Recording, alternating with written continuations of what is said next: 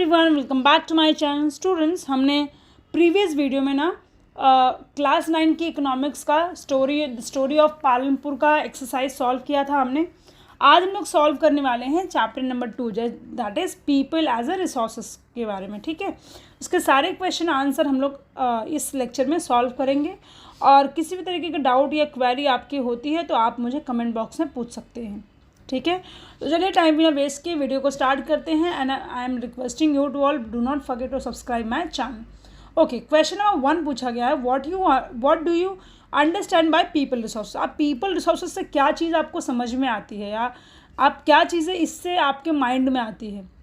तो people resources का मतलब क्या है कि पॉपुलेशन एक तरीके का एसेट है, ना कि लाइबिलिटी है। लेकिन कब होगी, जब आप उसे प्रॉपर अच्छा एजुकेशन देंगे, हेल्प देंगे, प्रॉपर ट्रेनिंग देके उनके स्किल को डेवलप करेंगे, तो ये चीज़ें एसेट में कन्वर्ट हो जाएंगी। सो वही यहाँ पे बताना है आपको। So people as a resource it is a term that means how the population can be an asset and not a liability.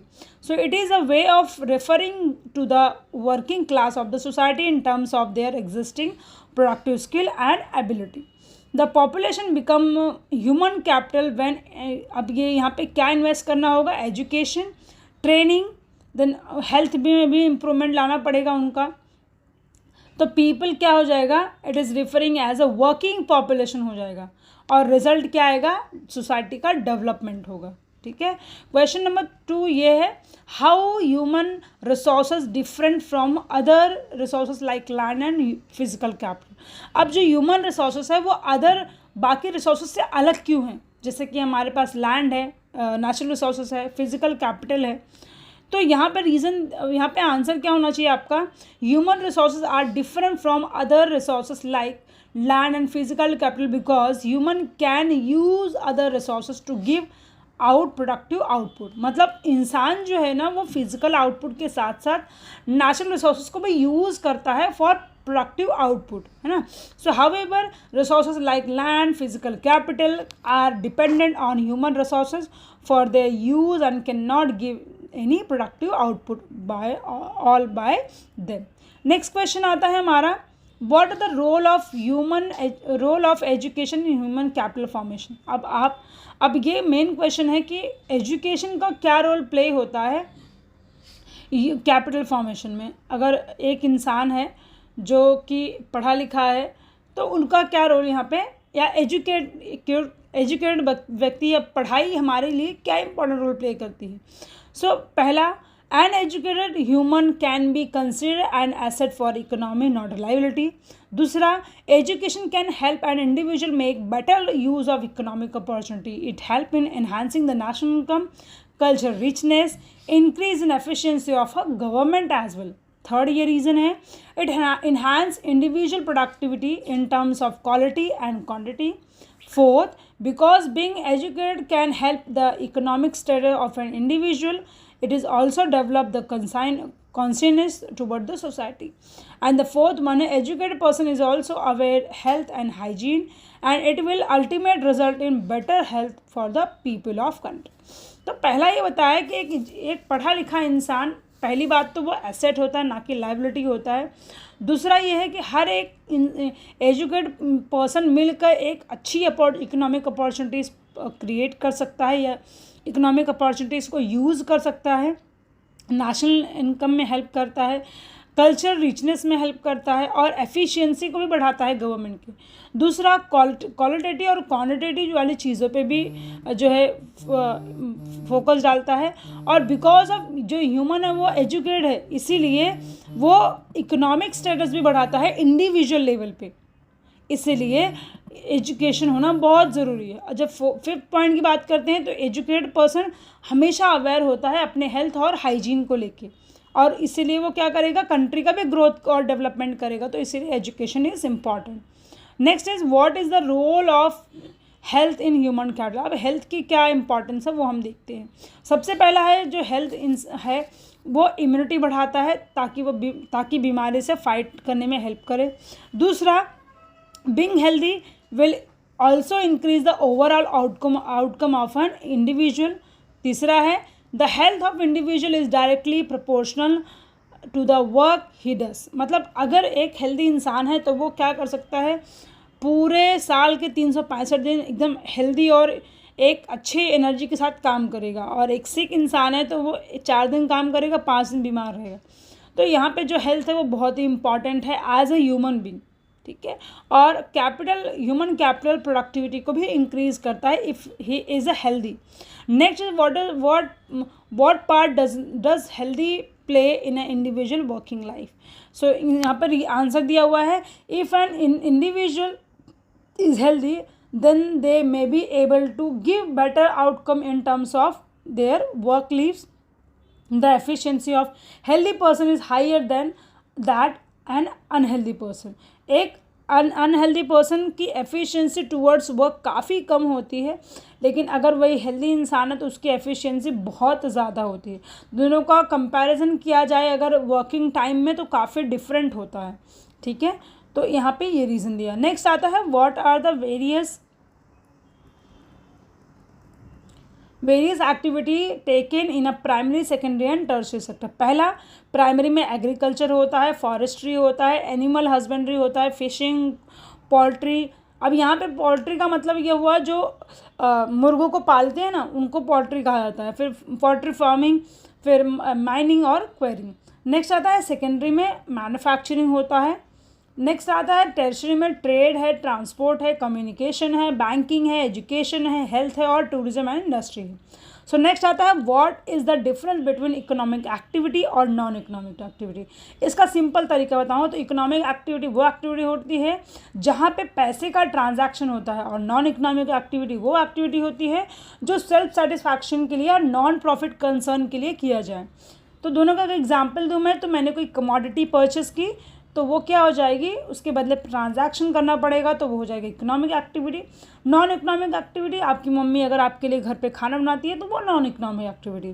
The activities that add value of to the national income are called as economic activity, and that can be divided into 2 part, market activity और non market activity.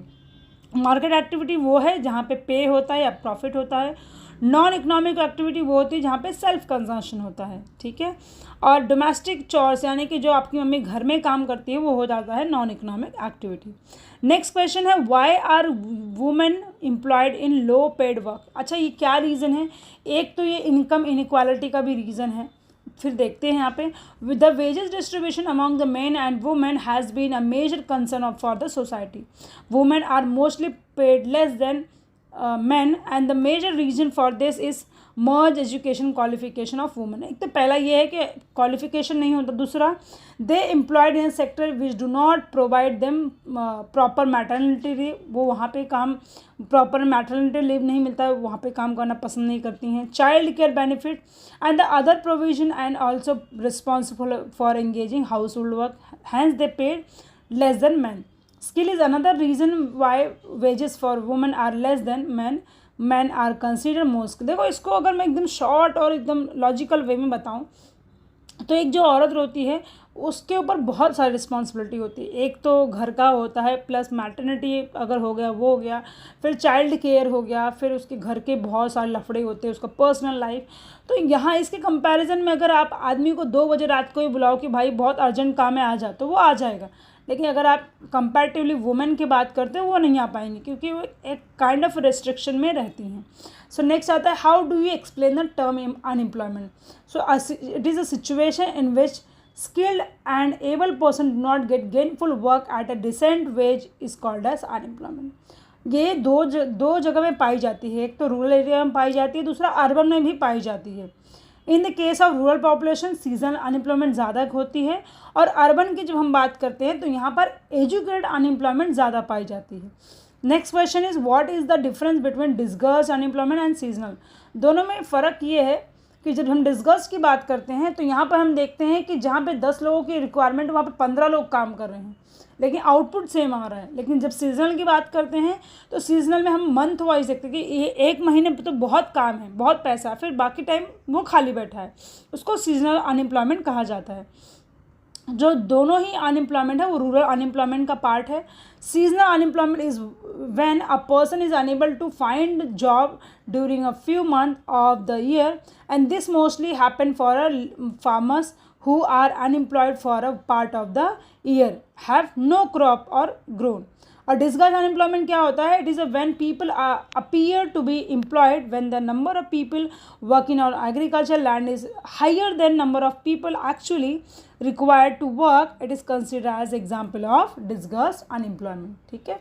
Next question है, why the educated unemployed is peculiar problem in India. अब ये भाई ऐसा क्या reason है जिसकी वजह से हर एक पढ़ा लिखा इंसान जो है घर बैठा हुआ. सबसे पहला तो जो यंग जनरेशन है वो, पहली बात तो मतलब यहाँ पे जो डिग्रीज दी हुई है यंग जनरेशन है, पहली बात तो आज के टाइम तो पढ़ना नहीं चाहता. दूसरी चीज़ है कि after 10th, after graduation, post graduation, उसके बाद में जॉब नहीं मिलती. तो सबसे जो बड़ा रीज़न है यहाँ पे 18 साल तक देखो यहाँ पे this leave to youth unskilled and unemployed. तो यहाँ पे इम्पॉर्टेंट चीज़ ये है हर एक इंडिविजुअल को जानने के लिए कि उनके साथ डिग्री तो है बट उनके पास जो स्किल होनी चाहिए वो भी नहीं है, या समटाइम उनके पास स्किल तो होती है पर डिग्री नहीं है.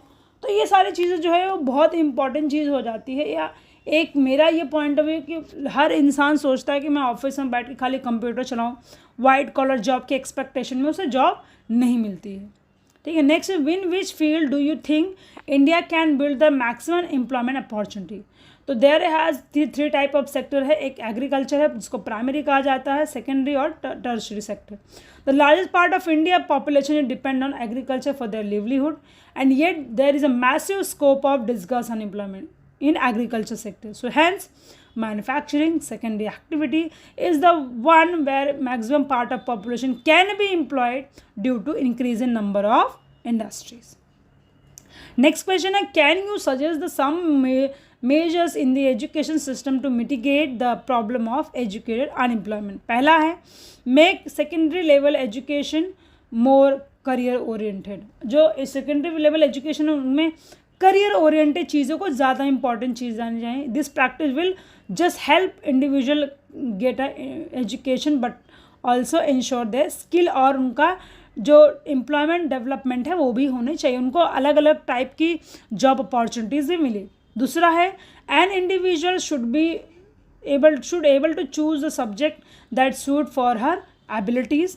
अब सपोज़ कोई इंसान अकाउंटेंट है, उसको CS वाला जॉब दे दिया तो वो थोड़ा सा डिफ़िकल्ट हो जाता है.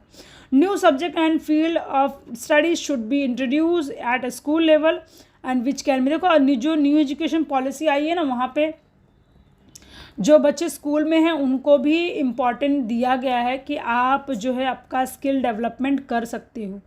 ओके. या आप कंप्यूटर साइंस चाहते हो या और किस तरीके की चीज़ें चाहते हो तो वहाँ पे आप क्या कर सकते हो, अपना करियर बना सकते हो. ये बहुत ही अच्छी चीज़ है. So next question is, can you imagine some village which is initially had no job opportunities but later come up with a many. तो आंसर जो है, वेट अ मिनट, ये शायद मिस प्रिंटिंग हो गया है. ओहो हो. तो ये क्वेश्चन नंबर एक्चुअली 5th नहीं है. This is answer.